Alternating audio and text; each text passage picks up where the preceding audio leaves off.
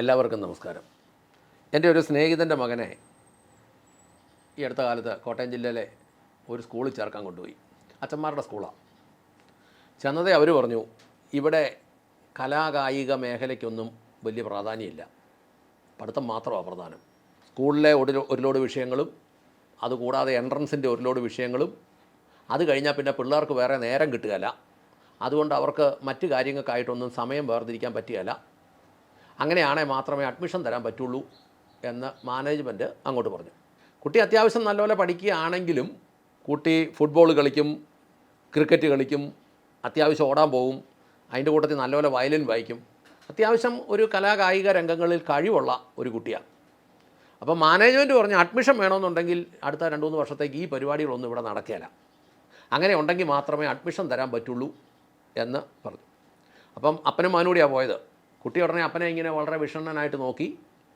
അപ്പോൾ ഈ അപ്പനൊരു ബോധമുള്ള മനുഷ്യനായതുകൊണ്ട് അങ്ങേരെ എന്നാ കാണിച്ചു, കുട്ടിയോട് പറഞ്ഞു, വേണ്ട മോനെ പോയേക്കാം എന്നും പറഞ്ഞ് ചെറുക്കനെ വിളിച്ച് എഴുന്നേൽപ്പിച്ച് പോയി അവനെ ഒരു ആവറേജ് സ്കൂളിൽ കൊണ്ടേ ചേർത്തു. അത് സുഗമമായിട്ട് പഠിക്കുന്നു എന്നാണ് ഇപ്പം നമ്മൾ മനസ്സിലാക്കുന്നത്. കുട്ടിക്ക് സന്തോഷമുണ്ട്. കുട്ടി ഫുട്ബോൾ കളിക്കാനും ക്രിക്കറ്റ് കളിക്കാനും പിന്നെ ഓടാനും ചാടാനും അവന് സംഗീതത്തിൽ വയലിൻ വായിക്കാനും പാട്ട് പാടാനും ഒക്കെ അവൻ പോകുന്നുണ്ട്. അവൻ്റെ ആ എല്ലാ കാര്യങ്ങളും അവന് ഉത്സാഹവും സന്തോഷവും ഉള്ളതുപോലെ ചെയ്തു പോകാൻ പറ്റുന്നുണ്ട്. കുറവ് ഈ അപ്പം കൊണ്ട് ഏൽപ്പിച്ച ആ വലിയ ഗംഭീര സ്കൂളിൽ പഠിക്കുന്നു എന്ന് മാതാപിതാക്കൾക്ക് ഞെളിയാനുള്ളൊരവസരം ഇല്ലെന്നേ ഉള്ളൂ. പക്ഷേ അവർ ബോധമുള്ള കാരണവന്മാരായതുകൊണ്ട് അവരത് അങ്ങ് ഒഴിവാക്കുകയും ചെയ്തു. അപ്പം ഞാൻ പൊതുസമൂഹത്തോട് ചില ചോദ്യങ്ങൾ ചോദിക്കാൻ ആഗ്രഹിക്കുകയാണ്. കഴിഞ്ഞ 20-25 വർഷത്തെ താഴെയായുള്ളൂ ഇതുപോലെയുള്ള ഒരു വിദ്യാഭ്യാസ സമ്പ്രദായത്തിലേക്ക് നമ്മുടെ സമൂഹം മാറിയിട്ട്. ഇതുകൊണ്ട് നമ്മുടെ സമൂഹത്തിന് എന്തെങ്കിലും കാര്യമായ ഒരു ഗുണമുണ്ടായോ എന്ന് നമ്മളൊന്ന് ചിന്തിക്കണം. മാതാപിതാക്കൾക്ക് ഗുണമുണ്ടായോ? കുട്ടികൾക്ക് ഗുണമുണ്ടായോ? നമ്മൾ മനസ്സിലാക്കുന്നത്, സ്വന്തമായി ഒരു കാര്യങ്ങളും ചെയ്യാൻ ശേഷിയില്ലാത്ത ഒരു സംഘം, ഒരു തലമുറ, മാതാപിതാക്കളുടെ കാര്യം ശ്രദ്ധിക്കാൻ പോയിട്ട് മക്കളുടെ കാര്യം പോലും അവർക്ക് ശ്രദ്ധിക്കാനുള്ള ഒരു കഴിവില്ലാത്ത പോലത്തെ ഒരു തലമുറ. അങ്ങനെയല്ലേ ഉണ്ടായത്? ഈ കുട്ടികളെ കൊണ്ട് സമൂഹത്തിന് അല്ലെങ്കിൽ നമ്മുടെ സംസ്ഥാനത്തിന് അല്ലെങ്കിൽ നമ്മൾ മലയാളികൾക്ക് മൊത്തത്തിൽ എന്തെങ്കിലും ഗുണമുണ്ടാകുന്ന ഒരു സാഹചര്യം ഈ കഴിഞ്ഞ ഒരു 20 വർഷത്തെ വിദ്യാഭ്യാസ സമ്പ്രദായം കൊണ്ട് ഉണ്ടായിട്ടുണ്ടോ? പുതിയ തലമുറ എന്ന് പറയുന്നതുങ്ങളെല്ലാം ഈ മദ്യത്തിലും മയക്കുമരുന്നിലും മാനസിക സമ്മർദ്ദത്തിലും വലയുന്ന ഒരു തലമുറയല്ലേ? എന്താ ഇങ്ങനെയായി പോകുന്നത്? ഇപ്പോൾ ഇതുപോലെ പിള്ളേർ പഠിച്ചിറങ്ങി ഡോക്ടർമാർ ഇറങ്ങുന്നുണ്ട്. കൊള്ളാവുന്ന 10 ഡോക്ടർമാർ ഈ പുതിയ തലമുറയിലുണ്ടോ? ഒന്ന് ആലോചിച്ച് നോക്കിയാൽ, കൃത്യമായി ആ രോഗം കണ്ടെത്താനോ അത് കൃത്യമായി അത് ചികിത്സിച്ച് ഭേദമാക്കാനോ പറ്റുന്ന രീതിയിൽ കൊള്ളാവുന്ന 10 ഡോക്ടർമാർ ഉണ്ടോ? ഇതുപോലെ എൻജിനീയർമാർ പഠിച്ചിറങ്ങിയിട്ട് നമുക്ക് എന്തെങ്കിലും അറിയാവുന്ന രീതിയിലുള്ള മേഖലയെ പണിയെടുക്കുന്ന എൻജിനീയർമാരുണ്ടോ? ഇങ്ങനെ ഉരുണ്ടു വീഴുന്ന റോഡുകളും ഇങ്ങനെയുള്ള സംവിധാനങ്ങളും ഒക്കെ അല്ലാതെ ഈ പൊതു താല്പര്യ വിഷയങ്ങളിൽ, ഈ പൊതുജനവുമായി ബന്ധപ്പെട്ട വിഷയങ്ങളിൽ താല്പര്യമുള്ള ഒരു 30 അല്ലെങ്കിൽ ഈ കഴിഞ്ഞ ഒരു 20 വർഷം കൊണ്ടൊക്കെ പഠിച്ചിറങ്ങിയ പിള്ളേർക്ക് ആർക്കെങ്കിലും ഇങ്ങനെയുള്ള താല്പര്യമുണ്ടോ? ഒന്ന് ആലോചിച്ച് നോക്കിയേ. സമൂഹത്തിൽ എന്ത് നടന്നാലും പുതിയ പിള്ളേർക്ക് താല്പര്യമില്ല. രാഷ്ട്രീയപരമായി അവർക്ക് താല്പര്യമില്ല. അവർക്ക് ഒരു കാര്യത്തിലും താല്പര്യമില്ല. ഇതെന്തുകൊണ്ടാണ് ഇങ്ങനെ സംഭവിക്കുന്നത്? നമ്മൾ വളരെ ചിന്തിക്കേണ്ട ഒരു വിഷയമായതുകൊണ്ടാണ്. ഇതിപ്പം വന്ന് ഈ പുതിയ മോഡൽ വിദ്യാഭ്യാസം അങ്ങ് മൂത്തപ്പം ജനാധിപത്യത്തോട് പോലും പിള്ളേർക്ക് താല്പര്യമില്ലെന്നായി. ജനങ്ങൾ ഭരിക്കുന്ന അവസ്ഥ ഉണ്ടാകണം എന്ന് പറഞ്ഞാൽ പോലും അതിന് പോലും അവർക്ക് താല്പര്യമില്ലെന്നായി. എന്തുകൊണ്ടാണ്?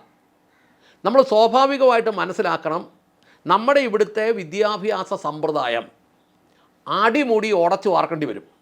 നമ്മുടെ സ്വകാര്യ മാനേജ്മെൻറ്റ് സ്കൂളുകൾ ഈ കുട്ടികളുടെ വിദ്യാഭ്യാസം എന്ന് പറഞ്ഞാൽ അവർ ടാർഗറ്റ് ചെയ്തിരിക്കുന്ന പുസ്തകങ്ങൾ പഠിപ്പിക്കുക, പിന്നെ എൻട്രൻസും കോച്ചിങ് നടത്തുക, ഈ 2 പരിപാടിക്കും വേണ്ടി മാത്രം അങ്ങ് എയിം ചെയ്യുമ്പോൾ ഈ കുഞ്ഞുങ്ങൾ സമൂഹത്തിന് ഒരു ഗുണമില്ലാത്തവന്മാരായി മാറും.